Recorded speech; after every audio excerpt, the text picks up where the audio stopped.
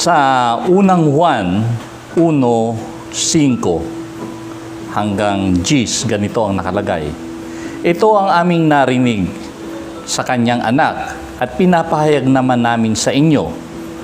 Ang Diyos ay liwanag at walang anumang kadiliman sa kanya. 6. Kung sinasabi nating tayo'y may pakikiisa sa kanya, ngunit namumuhay naman tayo sa kadiliman, nagsisinungaling tayo at hindi namumuhay ayon sa katotohanan.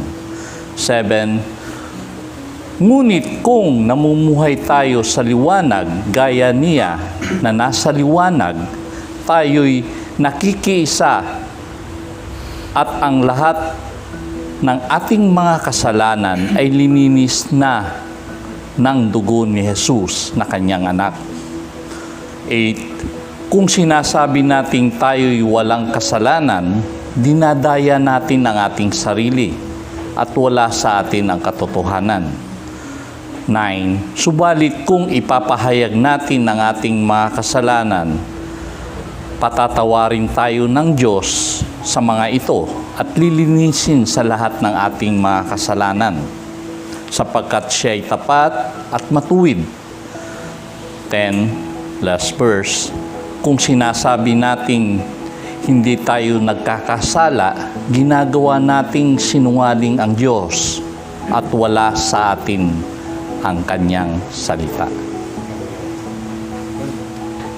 Ang unang nabanggit dito ni Juan ay ang Diyos ay liwanag at walang kadiliman sa kanya. Sa presensya ng Diyos na liwanag, hindi pwedeng manahan ang kadiliman. Diba? Sa may ilaw na kagaya nito, pag may kadiliman, nagliliwanag. Hindi pwedeng maghalo ang dilim at ang liwanag. Tayo ba ay nasa liwanag? Siyasatin natin ating sarili. May katanungan ng iba, kung ang Diyos ay mabuti, bakit puro kasamaan ang nasa mundo? Diba? Madalas tanong niya ng mga nasa sanlibutan Kung ang Diyos ay mabuti, bakit puro kasamaan ang nakikita natin, puro pighati ang nakikita natin sa mundo? Bakit merong kasalanan? Diba? Yung tanong ng tao Para bang sinasabi nila na ganito, ang reflection ng Diyos ay liwanag, ang reflection ng Diyos ay mabuti. Bakit merong kadiliman sa mundo? Kasi ganito yan. Dahil ang sanlibutan ay nailubog sa kadiliman. Parang ganito yan Isipin mo ito ang sanlibutan. Ilubog mo sa pintura ng kulay itim. Puro kadiliman. Hindi makapasok ang liwanag. Dahil inanurumog mo sa pintura ng swimming pool ng kadiliman ang mundo. Nasa kadiliman naman. Dahil saan? Sa rebellion ng tao sa Diyos. Dahil sa kasalanan. Kaya nagkaroon ng kadiliman ang mundo. Doon sa binanggit natin, ang Diyos ay liwanag. Walang anumang kadiliman sa Kanya. Nung magkaroon tayo ng kaliwanagan, nagkaroon tayo ng liwanag. Lumakad tayo na saan? Sa kaliwanagan, sa presensya ng liwanag ng Diyos. Diba? Ang nabanggit doon. Kung tayo'y kaisa na ni Kristo, tayo ay nasa liwanag. 6, ganito ang nakalagay. Kung sinasabi nating tayo'y kaisa ni Kristo, ngunit tayo'y namumuhay sa kadiliman, dinadaya natin ang ating sarili. Kaya pag sinabi natin tayo kay Kristo, nasa liwanag tayo, naglalakad tayo sa liwanag, at ang pamumuhay natin ay kadiliman, dinadaya natin ang ating sarili. Parang sinasabi mo, kaisa ako ni Kristo, pero namumuhay ka sa kadiliman. Pangbibig lang yung pagiging spiritual mo. Wala sa kaliwanagan. Dahil dati, nasa kadiliman tayo. Kahit anong gawin mong masama, uminom ka man yan, walang conviction, di ba? Wala kang mararamdaman na mali yung ginagawa. Magmura ka man dyan, iba pa nga eh. Pag magmura eh, hindi na nila napapansin, nagmumura na sila eh. Wala. Pero simula nung naging kaisa ka ni Kristo, isang mura mo lang, maliit na kasalanan mo, may bagabag na. Kasi ang Santong Espiritu, ang Kristo, nasa atin na eh. Di ba? Kaya, pag gumagawa ka ng mali, dahil nasa liwanag ka na, lantad sa sarili mo. Sa iba, hindi lantad yan eh. Pero sa sarili mo, lantad yan sa sarili mo. Sa loob mo, ay mali yung ginawa ko. Kaya, pag ang tao nagsabi na, siya'y kaisa ni Kristo, ngunit namumuhay sa kadiliman, dinadaya niya ang kanyang sarili. Dahil ang pagiging spiritual o pagiging Kristiyano, hindi ibig sabihin hindi ka na nagkakasala. Kundi, lumalakad ka lang sa liwanag na. Kaya nga sabi ni Juan, ngunit kung tayo'y namumuhay sa liwanag, gaya ng siya'y nasa liwanag, tayo'y kaisa na ni Kristo at nililinis na tayo ng dugo ni Kristo. Di ba? Nung tumanggap tayo sa Panginoon, nagkaroon tayo ng Kristo sa puso natin, ano na? Lininis na tayo. Parang isang baboy, pag pinaliguan mo, anong gagawin ng baboy? Pabalik sa... Ibig sabihin, hindi siya tunay na tumanggap. Mas gusto niya sa kadiliman eh. Gusto niyang, di ba ang aso, ganun din eh, di ba? Paliguan mo ang aso. Pag pinakawalan mo yan, gulong-gulong sa putikan yan eh. Pero ang tupa, pag pinaliguan mo, lininis mo, hindi yan babalik sa putikan.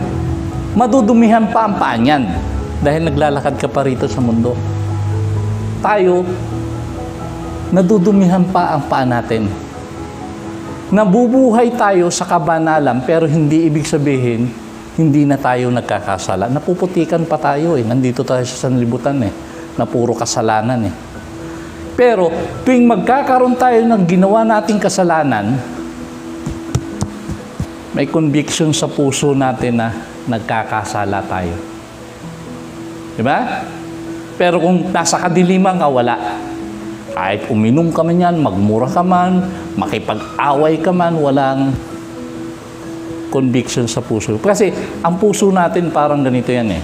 Isipin mo puso mo, mayroon tatsulok sa gitna. Yun yung Holy Spirit. Na tuwing gagawa ka ng kasalanan, umiikot yun. E pagka gumawa ka ng kasalanan, nagsinungaling ka, umiikot yun. Aray! Mali yung ginawa mo, hingi ka ng tawad sa Diyos. Diba? Pero, pagka kinalyo na yung puso mo, kahit anong ikot nung example lang yun ha, hindi ko sinabing ang Holy Spirit at sulok sa puso ha. Example lang yun ha. Na umikot yun, ay kalyuhin na yung gilid ng puso mo.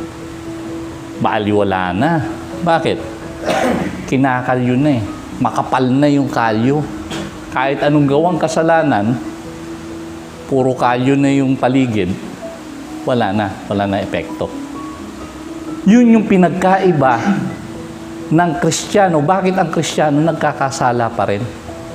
Dahil naglalakad pa tayo dito sa mundo eh. nadudumihan pa yung paa natin. Pero hindi na tayo nabubuhay sa kasalanan. Saan lang tayo nagkakasala? Sa mga hindi sinasadyang kasalanan o paminsan-minsan yung old nature natin, yung lumang pagkatao natin bumabalik-balik. Kaya dapat lagi tayong nabubuhay saan? Lumalakad saan? Sa liwanag. Kaya nga sabi ni Juan, kung sinasabi natin tayo hindi na nagkakasala, ginagawa nating sinungaling ang Diyos. 8. Kung sinasabi natin tayo walang kasalanan, dinadaya natin ang sa ating sarili at wala sa atin ang katotohanan. Diba? May mga ganun mga espiritu, hindi na ako nagkakasala. Dinadaya niya kayong sarili. Dahil habang nandito ka sa mundo, marami pang babaguhin sa'yo. Hindi ka nabubuhay na sa kasalanan, pero marami pang dapat tatyasin sa'yo ng mamali. Kaya nga nag-aaral tayo Diba? Kasi maliwanag yung salita ng Diyos Pag sinasabi natin tayo'y wala ng kasalanan, dinadaya natin ang ating sarili at wala sa atin ang katotohanan. 9. Subalit kung ipapahayag natin ang ating mga kasalanan, alam ng Diyos nagkakasala pa rin tayo. Subalit kung ipapahayag natin ang ating mga kasalanan, patatawarin tayo ng Diyos sa mga ito at lilinisin ang lahat ng ating mga kasalanan sapagkat siya ay tapat at matuwid. Alam ng Diyos na habang nandito tayo sa mundo, nakakagawa pa rin tayo ng kasalanan. Pero hindi na tayo, ulit-ulitin ko, hindi na tayo nabubuhay sa kasalanan. Diba? Hindi na tayo nabubuhay sa kasalanan. Kaya paulit-ulit din sinasabi ni Juan at 10, kung sinasabi natin hindi tayo nagkakasala, ginagawa nating sinungaling ang Diyos na. Hindi natin ginagawa sa sinungaling ang sarili natin. Dito binanggit ni Juan, ginagawa na nating sinungaling ang Diyos. Dahil dito, habang tayo nandito sa lupa, nakakagawa ka pa rin ng kasalanan na dapat mong baguhin. Kaya tayo lumalakad sa liwanag. Kasi, lantad na lantad yung ginagawa nating kasalanan sa mata ng Diyos at sa mata nating sarili natin. Kasi kung wala ka nang ginagawang kasalanan, di kinuha ka na ni Lord, ibig sabihin, habang nandito ka sa mundo, meron pang pinababago sa iyo ang Panginoon sa buhay mo.